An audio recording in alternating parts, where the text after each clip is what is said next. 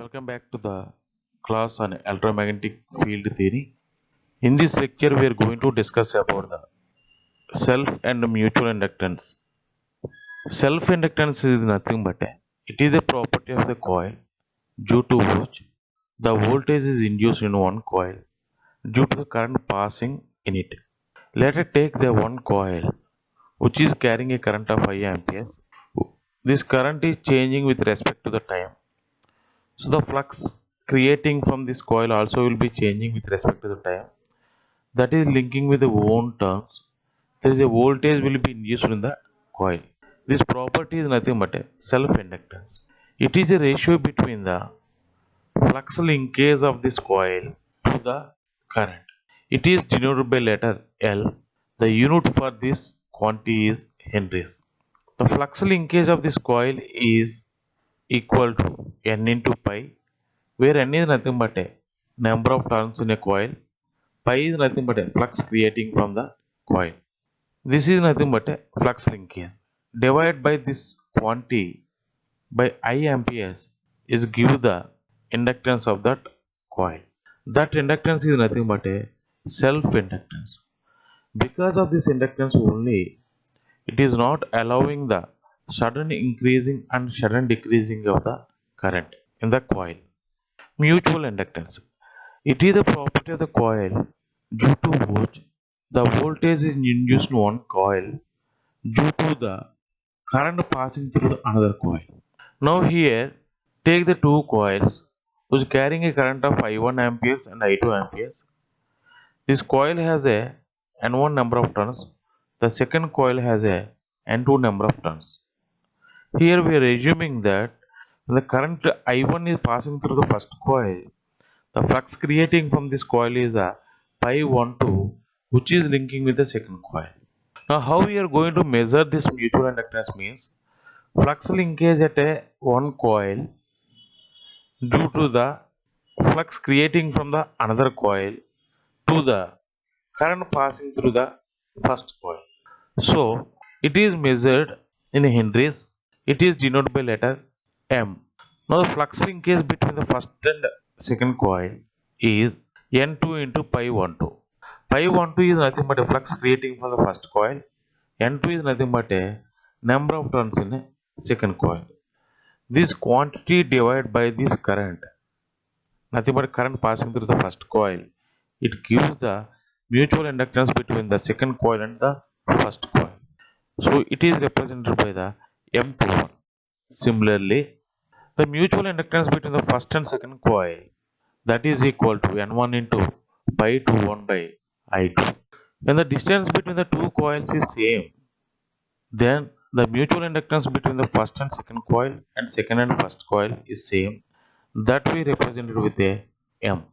Now we are going to find out the inductance of a solenoid. Solenoid is nothing but on a one magnetic material. If we are keeping a number of turns, it is representing the solenoid.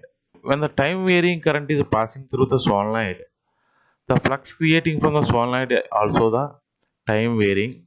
It is linking with the own turns. The nature of that flux is the time varying flux. There is a voltage will be induced in this solenoid because of changing of this current. So this solenoid has some amount of inductance. That inductance we are going to find out. The solenoid has n number of turns which carrying a current of 5 amperes. L is the length of the solenoid. A is nothing but a cross-sectional area of the solenoid. Already we have calculated the magnetic field intensity due to the solenoid. H equal to Ni by L, where I is nothing but a current passing through the solenoid, N is nothing but a number of turns in the solenoid, L is nothing but a length of the solenoid. Now flux linkage in the solenoid, that is equal to N pi. This pi we can write it as a B into A, where B is nothing but a magnetic flux density, A is nothing but a cross-sectional area. Again we are representing this magnetic flux density in terms of a magnetic field intensity, N into mu into H into A. We know the value for the H, magnetic field intensity, that you are substituting in the second equation. We are getting the n mu ni by L into A. This n and this n becomes n square. Now the inductance equal to this flux linkage divided by the current. So this current value gets cancelled. Now inductance equal to mu into n square A by L. Now inductance of toroidal ring. Toroidal ring is nothing but circular magnetic ring on which we are keeping a number of turns of a coil which carrying a time varying current. When the time varying current is passing through the coil, the time varying flux will be creating. That is linking with the wound turns. So the voltage will be induced according to the Faraday law of electromagnetic induction. This property is nothing but a inductance of a toroidal ring. Now we are going to find out the how much is the inductance of a toroidal ring. The toroidal has a n number of turns which carrying a current of 5 amperes. Capital R is the radius of the ring. Small r is the radius of cross-section area of the ring. The magnetic flux density inside of a toroidal ring is given by B equal to mu into Ni by 2 pi r. Already we have calculated the magnetic field intensity due to the toroidal ring. That multiplied by the mu that gives the magnetic flux density. Now flux linkage is equal to N into pi. Again this pi we are writing in terms of magnetic flux density and cross-section area of the ring. This is the cross-section area of the ring, pi into r square. Now in place of pi you substitute the b, n into b into a. We know the value of b that you have to substitute here. We are getting the magnetic flux linkage mu into n square I by 2 pi r into a divided by this quantity with a current that gives the inductance of a toroidal ring. By the time this I gets cancelled, so the inductance of a toroidal ring L equal to mu into n square by 2 pi r into r, where r is nothing but a main radius of the ring. Suppose the toroidal ring has n number of turns of height h meters. Inner radius is the r1. Inner radius means this one, r1. The outer radius is r2, nothing but this one, outer radius. Now the inductance of a toroidal ring equal to L equal to mu into n square h by 2 pi into natural logarithm of r2 by r1, where h is nothing but a height of the ring. Inductance of coaxial cable. Generally, we are using a coaxial cable to transmit a power from one place to another place. The inner conductor is carrying a current of plus I amperes. Outer conductor is carrying a current of minus I amperes. Inner conductor radius is A. Outer conductor radius is B. D is the length of the conductor. Already we have calculated the magnetic field intensity between these two conductors. H equal to I by 2 pi r, where r is varying from greater than the small a and less than the small b. Once we know the magnetic field intensity, then we can find out the magnetic flux density mu into h. In place of h, you substitute this one. We are getting the mu into I by 2 pi r. Assume the cable which is placed on the z-axis.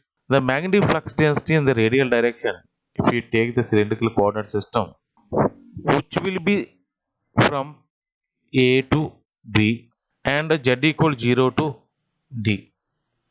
So, B bar equal to mu into I by 2 pi r A pi bar. The magnetic flux density will be in the A pi direction.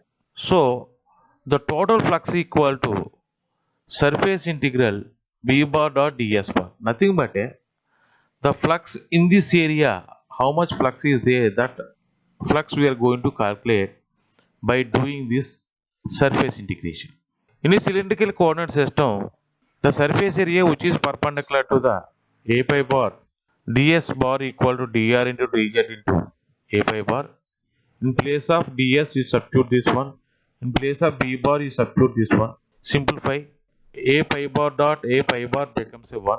So finally you are getting the pi equal to surface integration is nothing but double integration. One integration value will be changing from z equal to 0 to z equal to t, nothing but from this value to this value. Another integration will be changing from A to B, mu I by 2 pi r dr dz. Separate the integration and complete the integration. We are getting the pi equal to mu I by 2 pi natural logarithm of r a to b z equals 0 to t. If we simplify this one, we are getting the flux linkage mu I d by 2 pi into natural logarithm of b by a. Now the flux linkage of the coaxial cable. So here the number of turns becomes a 1 because it is a only one conductor. So the flux linkage divided by the current. So the current value gets cancelled. We are getting the mu d by 2 pi into natural logarithm b by a. This is the total inductance. Suppose if we want to find out the inductance per unit length, then you have to divide this quantity by d. So this d also gets cancelled. The inductance of the coaxial cable per meter length, that is equal to mu by 2 pi into ln b by a. Now we are going to find out the mutual inductance between the long straight wire and a rectangular loop laying in the same plane. Here we consider the two elements. One is the current carrying conductor, another one is the rectangular loop, whose length is A and height is B. This conductor is placed on the Z axis. This conductor and long side of the loop is parallel. So in this manner we are keeping these two elements. When the current is passing through this conductor, there is some amount of magnetic field will be creating, which is also varying with respect to the time. That is linking with this rectangular loop. There is a flux linkage will be existing at the rectangular loop. That flux linkage divided by this current is give the mutual inductance between these two elements. So to find that one, here we define the differential length, that is d rho, at a distance of rho. The distance between these two is current element and rectangular element is the d. Already we calculated the magnetic field intensity due to the current carrying conductor H1 bar equal to I1 by 2 pi rho into A pi bar. Nothing but this is the magnetic field intensity at this point because of this current carrying conductor which carrying a current of I1 amperes. So the flux density at this point equal to mu into H1 bar. In place of H1 bar, you substitute this one. It will be simplified. B1 bar equal to mu into I1 by 2 pi rho into A pi bar. Now flux linkage at this point that we have taken is the lambda 1 to surface integral B1 bar dot ds2 bar. This ds2 bar we can write it as a B into d rho into A pi bar. This surface. A pi bar dot A pi bar becomes a 1. In place of B1, you substitute this one. So if you simplify this one, we are getting the, take the constants outside, mu I1 B by 2 pi integral d to d plus 1, 1 by rho into d rho. Here, the rho value will be changing from this point to this point. So because we want to cover the total rectangular loop. So d to d plus a, because this length is the a. If you take this point as a d, then this point becomes a d plus a. Now complete this integration. Mu I1 b by 2 pi logarithm of rho. The limit is from d to d plus a. Substitute these limits. We are getting the flux linkage at a rectangular box. Mu I1 b by 2 pi into ln into d plus a by d. Now this flux linkage at this loop because of the current carrying conductor. So this flux linkage we have to divide with this current that gives the mutual inductance. So mu b by 2 pi ln d plus a by d. The I1 gets cancelled.